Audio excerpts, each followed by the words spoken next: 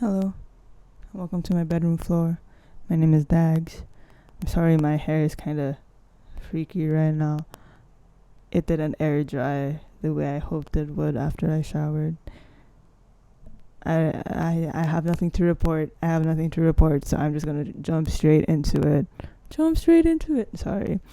Um, the other night or last night, I'm not sure which, my girlfriend sent me a tweet, and they were asking me for my thoughts on the matter. The matter being there was some discourse surrounding a certain YouTube video, which I personally came across, but I haven't watched at the time that my girlfriend was asking me for my thoughts on it. And I forgot what the video was titled, but it was something like "Sad Girl Days Are Over," and it was by this YouTuber who I personally have watched in the past. Her name is Heaven Sent Honey. Her vids are cool. They're cozy, they're poetic, they're artsy. She's pretty good with words. I like the way she speaks. But I can understand some of the criticism that she gets, mostly in terms of how her messages can come off as kind of shallow or a little bit flat. But, you know, in my opinion, she's just a girl who's talking about stuff that she's thinking about.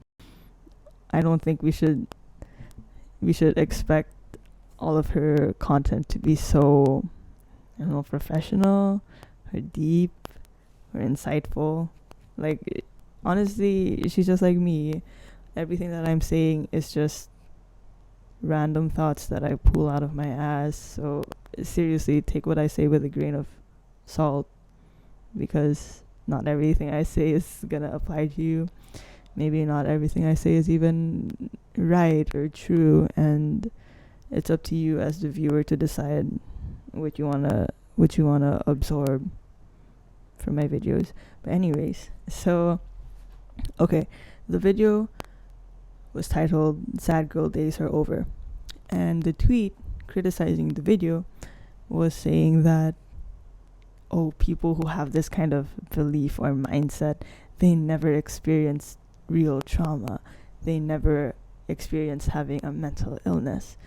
And again, my girlfriend was asking me, what do you think about this? And so I watched the video, because no way could I give my opinions on something that I didn't even get to watch. So I watched the video, and I agree, but I also disagree. I agree with both the people on Twitter who were criticizing it, but I also agree with Heaven Sent Honey, like her whole message in that video. To sort of summarize it, basically she says that for a period of time she was very caught up in the sad girl aesthetic, and she sort of found comfort in her misery, in her desolation. And I'm not gonna lie, I can relate to that. But the thing about that creator's experience was that for her, she decided, I forgot what the pivotal point in her life was, what the turning point was, what the trigger was for this transformation. But she basically shared that at one point she decided that's enough. Like, this misery, this suffering isn't something that I should be flaunting. This isn't something that I should be content with. I should choose happiness. I should choose to allow myself to experience fun things and feel excited and experience joy. And she recounts this one specific instance. I don't remember what exactly went down, but basically it was like she was enjoying some good weather with a good drink and some good snacks. And she was just thinking to herself, this is all I need. I'm content. I am happy like this. And just that thought, like, I'm happy with these little things, that was very comforting for her. And again, I can also relate to that. However, the reason I do also agree with the Twitter people is because not everyone can do that. And yes, that mostly applies to those who are, my bad, to those who are suffering from a mental illness, mostly depression. Because when you have depression, and I have depression, I was diagnosed with clinical depression multiple times, among other things, but we're just going to focus on the depression for this video. For people with depression, it's not that easy. It's not that easy. The disorder, the illness is literally being incapable of feeling happy, of feeling excited or proud or even satisfied, which sucks, but that's just how it is. And so I understand why people were sort of saying, hey, not everyone can just choose to be happy.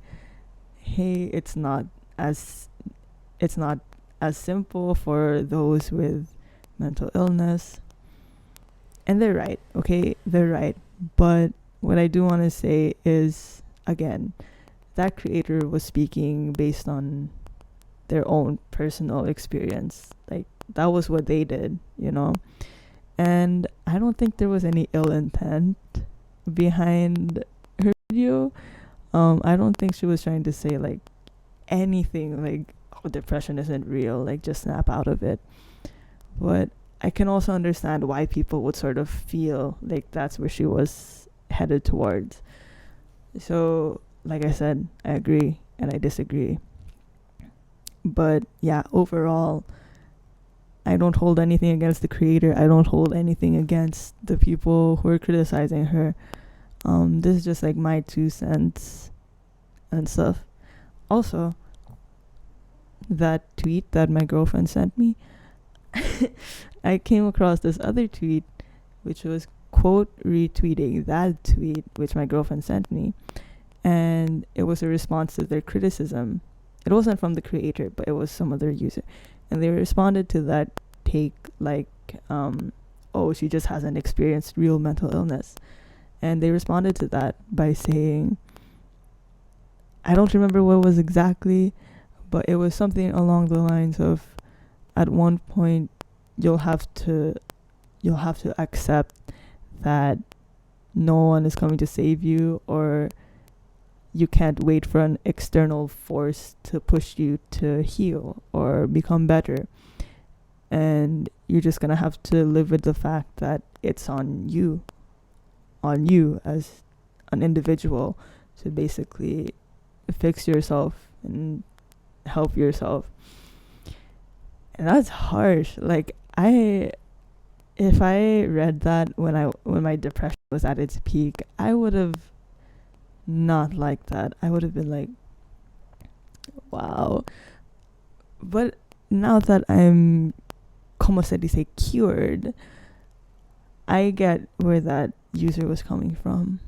Because, yeah, for a long time when my mental illness was really flaring up and I was still unmedicated and undiagnosed, I sort of had this hope that all of my problems, all of the external problems in my life, whether it's with my relationships, with my family, with school, with work, I was sort of hoping that all of those issues will just resolve. And once those issues are resolved, then my internal issues will also be resolved. That wasn't the case. That wasn't the case. Because truth be told, when it comes down to it, a mentally stable, healthy person would not have felt as terrible as I did from those external events. Do you know what I mean? And I'm saying this because a lot of the time people don't help themselves because they're not really aware of the fact that they need help, or perhaps they're not sure what kind of help they need. For me personally, for a very long time, I did not think I needed professional help. I didn't want professional help. There was actually one time my mom finally caved in. She got me a psychiatrist, no, a psychologist, a therapist. That therapist turned out to be deeply homophobic and very religious, and that was not a good experience for me. So I ghosted her. I ghosted my therapist, and then I was like, I can't do this again. I cannot. Maybe therapy just isn't for me. And I know that's like, I shouldn't have jumped to that conclusion because of one bad experience with one therapist. But at the time, I was just so mentally out of it that I could not risk putting myself through another bad experience, because that might have been my 13th reason. So yeah. And again, it really is important to know when you do need help. I'm going to use my own experience as an example again. I'm so sorry, but it's the easiest thing to talk about, and hopefully someone can resonate with it. Hopefully. When my mental illnesses were at their peak, like I said, I was sort of in denial about it. I was very convinced that no, it's these other people in my life. They're the reasons I'm acting crazy like this. Okay, if they just got their shit together, then I'm not gonna be reactive. I'm not gonna be depressed. I'm not gonna be anxious. But because these people keep triggering me, that's the only reason I'm acting mentally ill. So I'm not actually mentally ill. I'm just reacting to other people's actions, which makes sense. It makes sense. And yeah, those events from before, they did trigger me. But the thing was, I wasn't doing well. I did a very risky thing. I started dabbling in substances and stuff like that. Not good coping mechanisms, and I'm clean now. So that, yay. But at the time, I was sort of telling myself that I'm just gonna try it. Like, oh, I just need something to take the edge off. It's not that serious. And surprise, surprise, I became pretty dependent on certain substances. I got pretty dependent, and I was also in denial about being dependent on it. But every time something bad would happen to me, every time I even got a triggering thought, my mind would immediately go to like, we need the substance, we need this substance right now. And I didn't even realize it was bad. The time that I did realize it was bad, something that really snapped me out of it were my two best friends. And they knew that it was bad because I would talk to them about stuff, not always in a serious way. Sometimes I would just casually say, hey, so I did this. And they would be like, bro, are you okay? Long story short, these two friends really, really pushed me to get professional help. And they were even the ones who scoured the internet looking for a therapist who could actually help me, like one that wouldn't try to change my sexuality, And they even offered to pay for it. They would both chip in just so that I can get the help that I needed, the help that they knew I needed. And I will always be grateful for that. But the thing that really did make me realize that, whoa, I was not okay, it was when I was talking to my best friend. And this was actually kind of recently. And we were talking about the time where my mental illness was really bad. It was really bad. It was a low point. And I was asking him why he was so pushy for me to get therapy, even though for some other people he might not have given that same advice. And he told me that, well, because I knew that if you could have fixed yourself, then you would have. If you had the ability to help yourself, then you would have done that. But because he saw that I couldn't get myself out of that slump, out of that rabbit hole, he just knew I literally couldn't. Like, it was a mental thing. It was an illness. And I don't know, that really put things into perspective, because I never really thought that other people saw that there was something wrong until my best friend said that. So thanks to him for saying that, because that was comforting in a way. But yeah, I just wanted to share that lore of mine, because again, someone might resonate and you might be in denial about the things that you're going through, or maybe you don't want to accept that there's something wrong because you might be worrying about the next steps, like finding a therapist, finding a psychiatrist, getting actual support from people. And I get that. I really get that. It was terrifying. Like, it was a relief to finally get professional help, but I was also terrified, because if you don't know, my parents aren't exactly fans of what they call Western medicine. They sort of don't believe it. They believe it now, because like they noticed that therapy and meds actually helped me, and I think they're seeing that I'm quote unquote going back to my old self. But yeah, I just wanted to share, awareness is your biggest strength. If you have a mental illness, awareness is always going to be your biggest strength. And yes, it might not be easy for you to just choose to be happy or choose to be stable and calm, no matter how much you want it. But the first step is always accepting that there's something in you that needs fixing. Once you accept that, you can actually get to fixing it.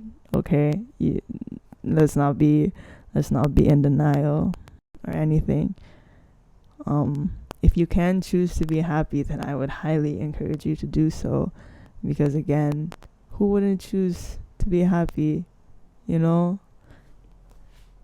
But yeah, if you try to choose happiness and you just can't be happy, don't beat yourself up for it. It's gonna make you think, oh my god, something's wrong with me. And yeah, maybe something's wrong with you, but that's okay. Like, it's okay. It's okay if something's wrong with you. You can fix it, I guess.